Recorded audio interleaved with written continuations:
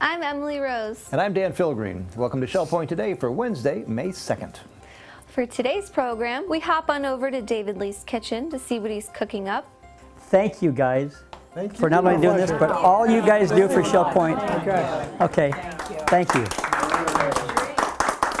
Brenda Norris of the Shell Point Library shows us what's new on the bookshelves. What's on the shelf for the month of May is going to be all large print books, all new large print books. One of the new books we have is Tiger Woods. You read this book and you don't know whether you want to feel sorry for him or if you want to just totally hate him.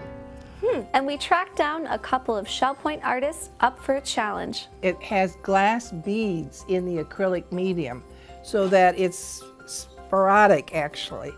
And this was one of the mediums that you can buy and use in your acrylic paints. Before we get into today's happenings, here's a look into this day in history.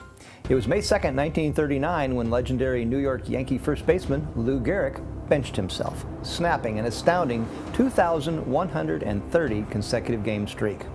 In that 13-season stretch, Gehrig won 6 World Series titles and 2 MVP awards. Gehrig self-imposed his benching due to symptoms from ALS, known by its other name, Lou Gehrig's disease. He never played baseball again, publicly retiring just 2 months later, where he proclaimed to a packed Yankee Stadium, "Today, I consider myself the luckiest man on the face of the earth."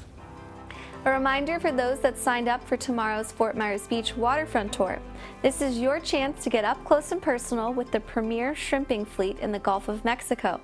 After learning about the inner workings of harvesting pink gold, you then get the chance to learn more about the local ecosystem at the Fort Myers Beach Science Center.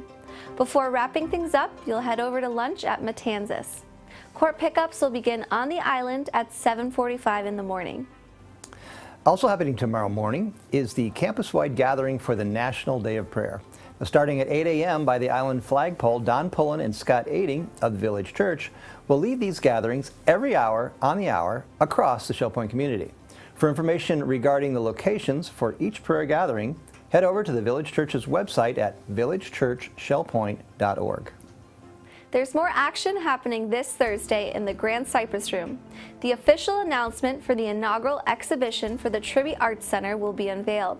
The overwhelming support from Shell Point residents has turned the concept of an arts center into a reality. And tomorrow, we'll learn the first theme that will grace the building's halls for its 2020 opening.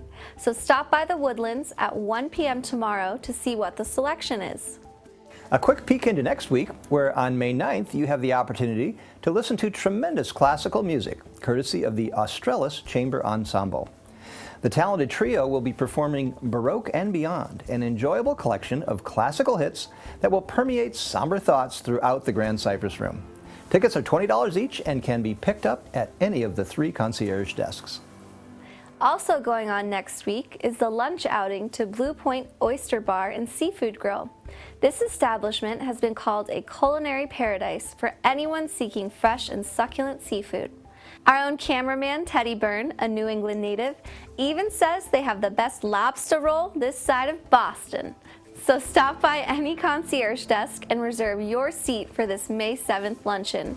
Did you say seafood? Well, what a coincidence, because when we stopped by David Lee's kitchen, he and his cohorts from the last couple episodes were masterfully cooking up some satisfying shrimp for this week's Culinary Capers.